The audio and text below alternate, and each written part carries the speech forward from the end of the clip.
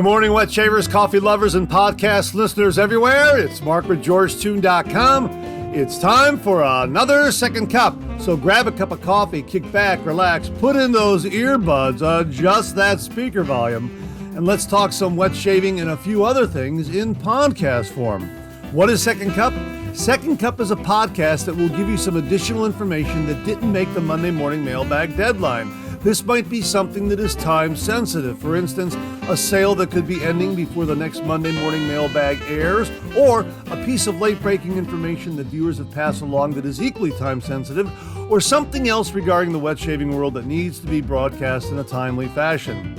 And we'll also have some time to chit chat and discuss some other things like coffee, movies, streaming shows, books, that sort of thing. So thanks for tuning in to Second Cup.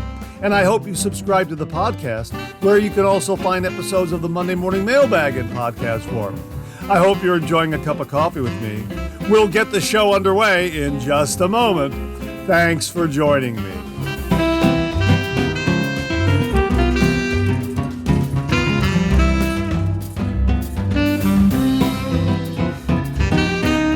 Well, good morning, everyone, and welcome to the September 8th, 2025 episode of Second Cup. My gosh, September well underway. How are you this morning? I'm looking out the window, and it is a gray and overcast morning, and we had some rain just before, so it's going to be one of those days, kind of like an early autumn day, even though we're still in summer. Summer doesn't get here until the 22nd, I believe. I think it's September 22nd when the autumnal equinox arrives, and it's nice, pleasant day. I'm not sure what the temperature is right now. Let me ask my assistant here. I'm turning it up so you can hear it. Alexa, what's the temperature? Right now, it's 53 degrees Fahrenheit. Today, expect a high of 66 degrees. So yeah, there you go. It's going to be 66 degrees at the time I'm recording this. It's 53 degrees right now. It's, again, like I say, it's gray. And over here, the rain is starting again. A little bit of a drizzle.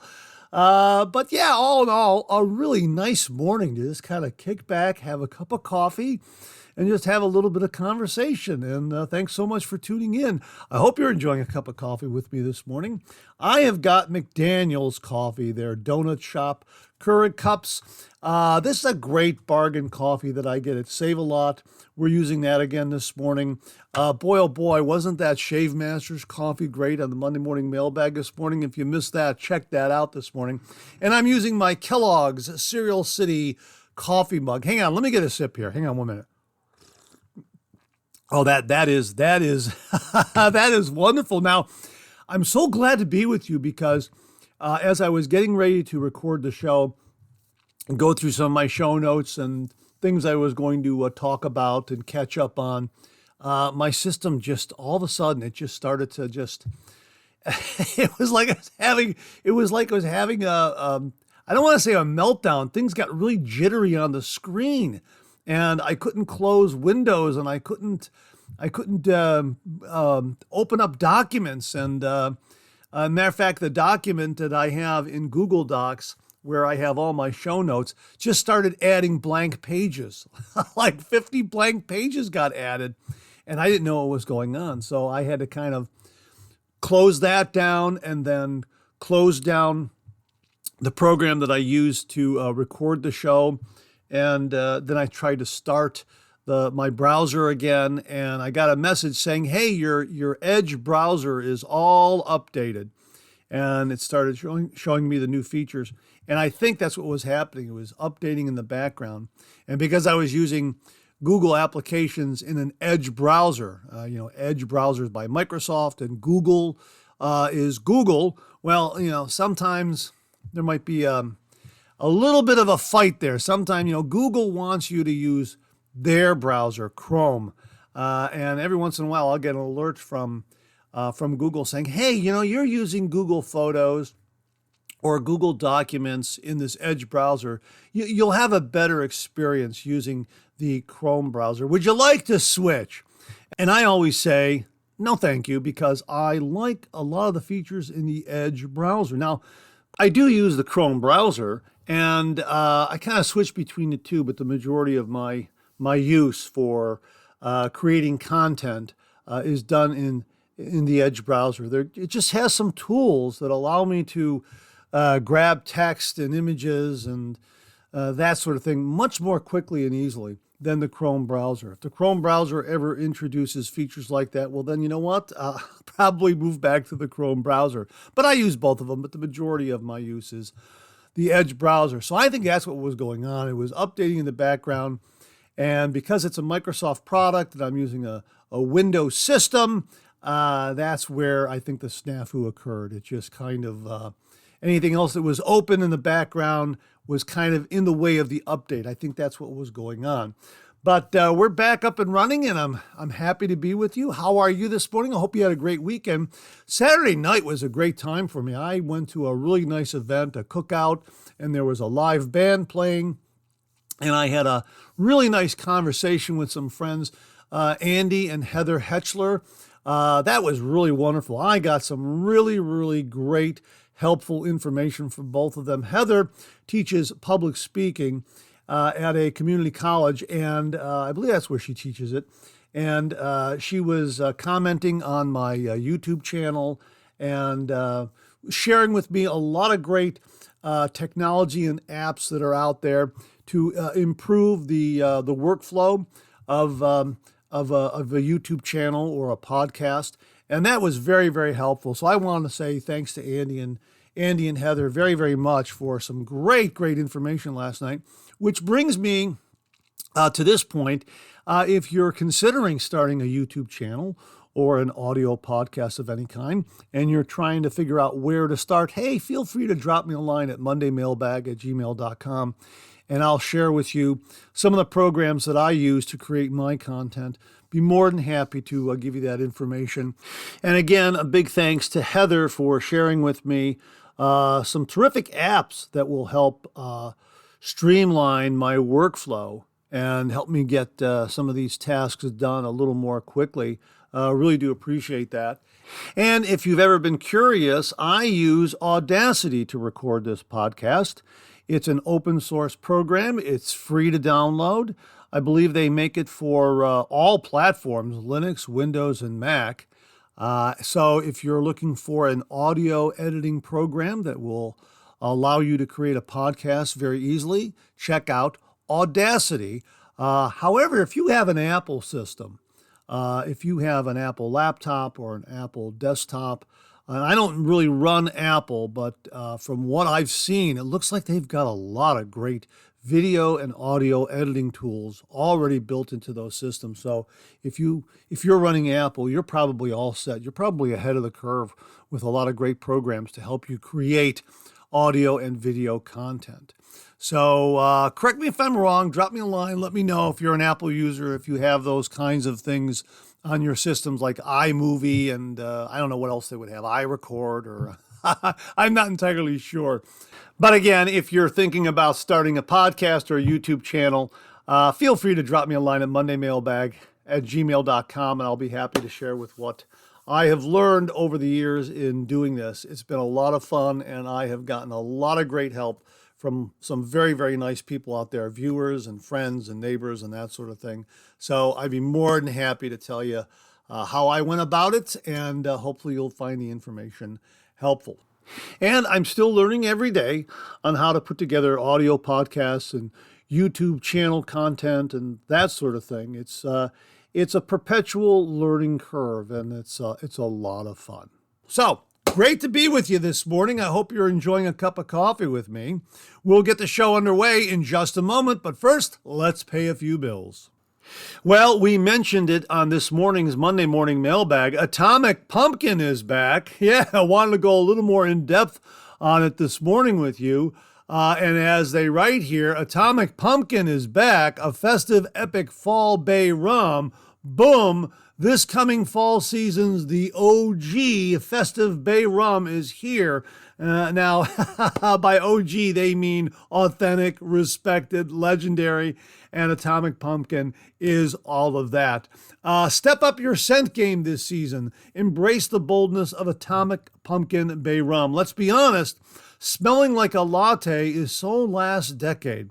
This year, ditch the pumpkin spice cliche and indulge in something far more sophisticated, daring, and irresistibly masculine. Introducing Atomic Pumpkin Bay Rum, a scent that's not just a fragrance, but an experience. Imagine the rich allure of West Indian Bay, the zesty bite of Moro blood orange, the warm embrace of allspice, ginger, nutmeg, and the earthy depth of elemi resin. It's festive magic redefined, crafted for the man who knows that true style is all about standing out, not blending in. If you're already a fan of our Bay Rum creations, you know we don't do ordinary. We take pride in blending the traditional with the extraordinary, creating scents that are smooth, refined, and unmistakably Phoenix shaving. Atomic Pumpkin is no exception. While it's playful and fun, it's also serious business when it comes to redefining the Bay Rum tradition. And yes, there will be a cube infused with the essence of classic pumpkin pie spices, allspice, ginger, light cinnamon, and nutmeg, and steeped for 6 weeks. This scent is autumn in a bottle, minus the clove overload. We hate clove. We've replaced the usual orange top note with the vibrant and complex Moro blood orange, known for its deep red hue and berry-like notes, creating a fragrance that's anything but typical. And let's talk about elemi resin, an ancient ingredient once cherished by pharaohs. Spicy, peppery, with woody undertones, it adds a grounded richness to this blend, balancing the heady spices with a sophisticated twist. But we didn't stop there. We've enriched Atomic Pumpkin aftershave and cologne with an organic pumpkin seed oil loaded with skin-loving vitamins, zinc, and fatty acids, ensuring that your skin feels as incredible as you smell. Atomic Pumpkin has become an autumn staple for shave enthusiasts around the world and a hit with their significant others, too. So this fall, forget about smelling like a candle store and embrace a scent that's as bold and unforgettable as you are. Trust us, you'll thank us later. Yeah, there you go, folks. There's the entire breakdown on Atomic Pumpkin. It sounds marvelous. Bill and Connie Murphy very, very kindly and generously sent us Atomic Pumpkin. They sent it to the channel last year, I think it was. Wow. I was absolutely blown away. It's a marvelous scent. And of course, you've got that great CK6 performance from Phoenix Shaving. So check it out. We'll have links below. It's back, folks. Atomic Pumpkin from Phoenix Shaving. Enjoy this wonderful autumn staple. I don't think you're going to be disappointed. I absolutely love it. Check it out. Well, it's also back to school season, and once again, Phoenix Shaving's got you covered with back to school apparel and accessories. And as they write here, back to school just got cooler. Gear up in style. Get ready to send your kids back to school with a swagger that'll turn heads. We're not just about top-notch shaving products. We've got the style game on lock, too. Our apparel and accessories aren't just pretty cool. They're the kind of gear the kids actually dig. Do the kids still say dig? Perfect for the dorm, perfect for the study hall. Whether it's a sleek hoodie, a statement tee, or those must-have accessories, we've got what your kids need to stand out for all the right reasons. So why settle for ordinary when you can send them back in style that's anything but basic? Shop now and let them start the school year with confidence and cool to spare. Or you could just get one for yourself. That's a great idea, too. So check it out. We'll have links to Phoenix Shaving's apparel and accessories for the back-to-school season. And don't forget the George coffee mugs and sweatshirts and hats that we also have up on the Georgetoon store. We'll link that as well. Well, I just got this email alert from Shave Nation. They have professional size Purasso shave products. So if you're looking for a more generous portion of Purasso in your shave den, check out these professionally sized barbershop products from Purasso. We'll have a link below.